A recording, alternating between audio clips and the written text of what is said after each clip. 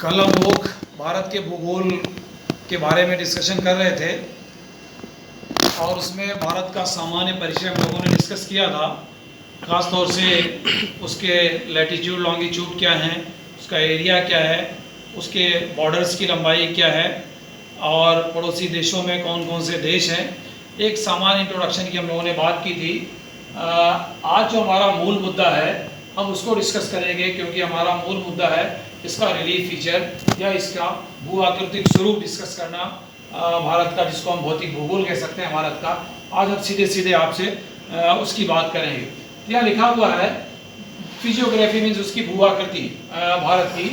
यहाँ लिखा हुआ है full of diversities due to large size and old history. जाहिर है कोई भी देश या कोई भी स्थलखंड, कोई भी भूभाग जितना पुराना होगा, यानी उसका भूगर्भिक इतिहास जितना पुराना होगा, उसमें उतनी ही ज़्यादा भूगर्भिक घटनाएं या धरातलीय घटनाएं हुई होंगी और उस तरह के फीचर्स उसमें डेवलप होते हैं। जैसे हम कहते हैं कोई आदमी जितना उम्र दराज होता है उसको उतनी ज़्यादा तजुर्बा होता है।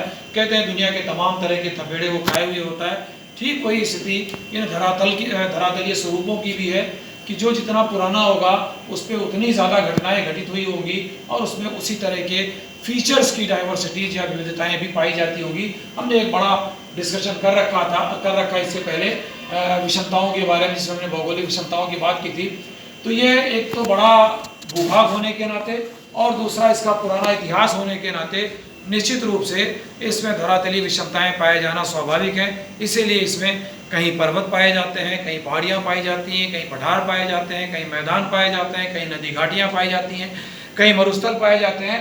मतलब ऑलमोस्ट जितने फीचर्स पाए जा सकते हैं वो इस अकेले भारत देश में जो है वो पाए जाते हैं। इसीलिए कहा जाता है कि India is full of diversities, specially the physical diversity rather than cultural and economic diversity. तो हम यहाँ फिजिकल डाइवर्सिटी की बात करेंगे।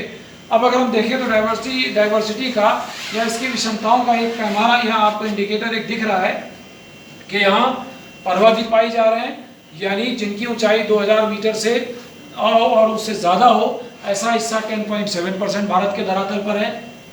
इसी तरह से पहाड़ियाँ जिनकी ऊंचाई 300 से 2000 मीटर के बीच है, वो लगभग 18.6% भूभाग पर फैली हुई हैं। पठारी भूभाग का विस्तार यहाँ देखें आप 27.7% है।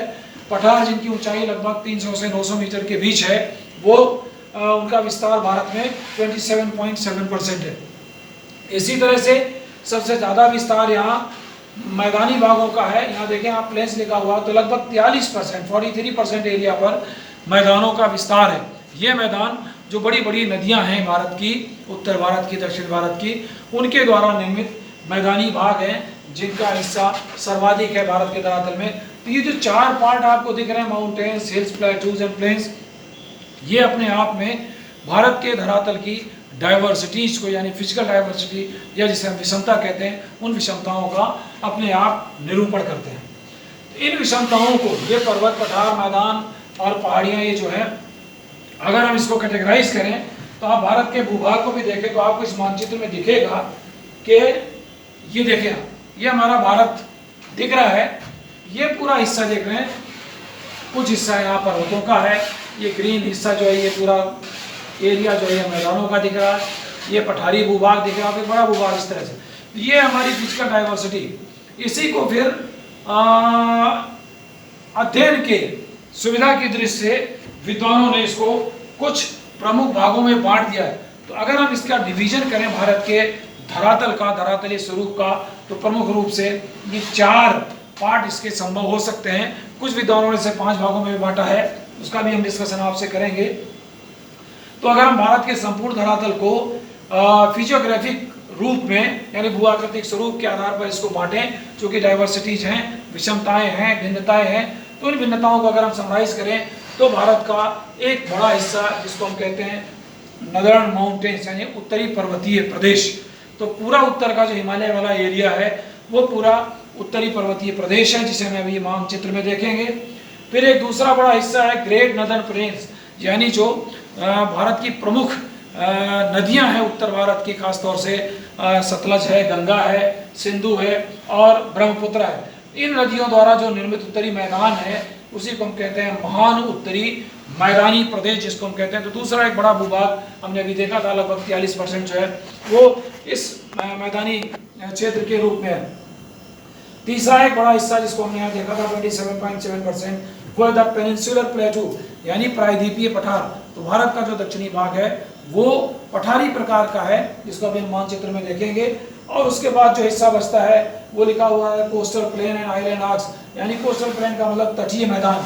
कुछ संकरे पतले यानी कम चौड़े मैदान हैं जो तटीय भागों में पाए जाते हैं, जिनको हम तटीय मैदान कहते हैं।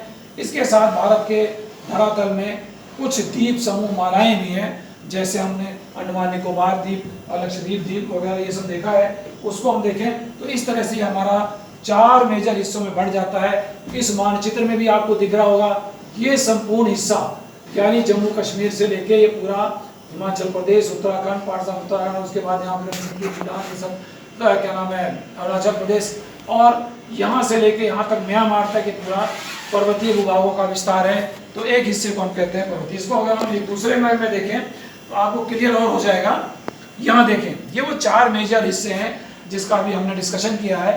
तो यहाँ आपको ये जो दिख रहा है पर्पल कलर, ये पूरा वही उत्तर का विशाल पर्वतीय भूभाग यहाँ लिखा हुआ है द हिमालयन माउंटेन, यानी ये वाला हिस्सा जो पर्पल कलर का दिख रहा है ये है वो पर्वतीय भूभाग जो भारत का उत्तर में भारत की सीमा को भी बनाता है, और भारत का प्रहरी भी है, भारत का सुरक्षा कर्मी भी है, और भारत की जलवायु दशाओं को नियंत्रित करने में काफ़ी इसका महत्वपूर्ण रोल है। ये पूरा हिस्सा इसी को हम कहते हैं नदर्न माउंटेन।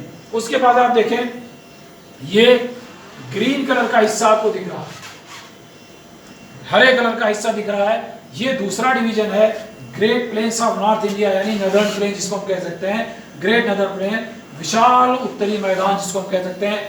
ये राजस्थान से लेके कुछ विद्वानों ने इस राजस्थान को अलग से मरुस्थलीय प्रदेश में भी वर्गीकृत किया है, लेकिन वो भी इसी मैदानी भाग का हिस्सा है। चूंकि यहाँ मरुस्थलीय दिशाएं पाए जाने के नाते इसका धरातल रेतीला हो गया है, शुष्क हो गया है, पर है वो उत्तर भारत के मैदान का हिस्सा। इसीलिए यहाँ से लेके पूरा राजस्थान से लेके ये पंजाब, ये हरियाणा, दिल्ली, उत्तर प्रदेश, बिहार, बंगाल, असम, ये सब वेस्ट बंगाल दिख रहा, ये असम, यानी ये तो आप देखें ये सतलज गंगा का मैदानी भाग, और इधर फिर हम आते हैं ये ब्रह्मपुत्र का मैदानी भाग। तो नदियों द्वारा जो निर्मित, उनके निक्षेपों से निर्मित ये पूरा विशाल मैदानी भाग है जिसको हम उत्तर का विशाल मैदान कहते हैं। तो दूसरा महत्वपूर्ण हिस्सा ये है।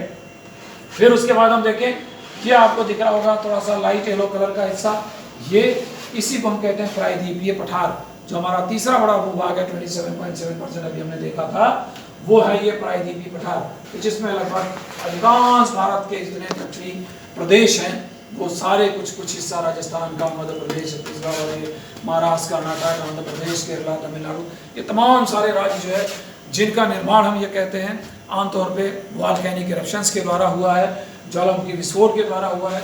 और ये दुनिया के पुराने प्राचीनतम चट्टानों में से, क्योंकि गोंडवाना लैंड के पार्ट हैं, वो प्राचीन चट्टानों द्वारा निर्मित ये हमारा प्रायद्वीपीय भूभाग है। और आप देखें यहाँ थोड़ा सा ये हल्का सा पिंक कलर का ये एरिया दिख रहा है जो आपको कलर, ये हमने अभी जो चौथा हिस्सा बताया था तटीय मैदान, ये पतली सी पट्टी है मैदानों की हर ईस्ट कोस्टल एरिया में तटों पर।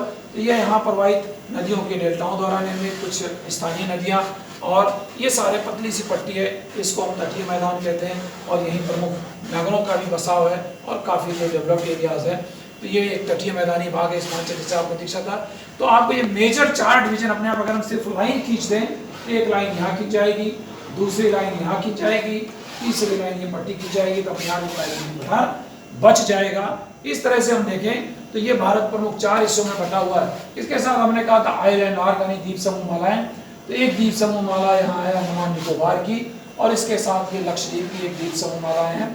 इन दोनों को मिला दिया है हमने। तो कई बार कुछ विद्वानों ने इसको अलग भी कर दिया है, आइलैंड जैसे कर दिया अलग से, तो ये 5वां हिस्सा हो गया। अदरवाइज ये प्रमुख 4 भागों में ही भारत को हमने विद्वानों ने भूआकृतिक स्वरूप के, भूआकृतिक दृष्टि से इसको विभाजित किया है। तो मैं समझता हूँ इस मानचित्र से आपको क्लियर हो गया होगा कि किन हिस्से में पर्वतीय भूभाग है, किन हिस्से में मैदानी भूभाग है, किस हिस्से में प्रायद्वीपीय पठारी क्षेत्र का विस्तार है, और कहाँ तटीय मैदान पाए जाते हैं। ये सारा इस मानचित्र से बिल्कुल क्लियर हो गया होगा। तो आप सबसे पहले इस मानचित्र को समझना सीखें, तो आप आंख बंद करके इस मानचित्र को डिमार्केट कर सकें बॉर्डर लाइन खींच सकें कि ये हमारा पर्वतीय भाग है, ये हमारा मैदानी भाग है, ये हमारा प्रायद्वीपीय पठार है और यहाँ तटीय मैदानों का विस्तार है। इस मानचित्र को आपको बिल्कुल रटा होना चाहिए, उसके बाद ही फिर हम इसका अलग अलग विस्तृत रूप से वर्णन कर पाएंगे। तो आज हम सिर्फ आपसे इस मेजर डिवीजन की बात करेंगे। कल की क्लास में एक एक भूभाग का हम विस्तृत वर्णन आपसे करेंगे। आज हम यही अपनी बात समाप्त करेंगे। धन्यवाद।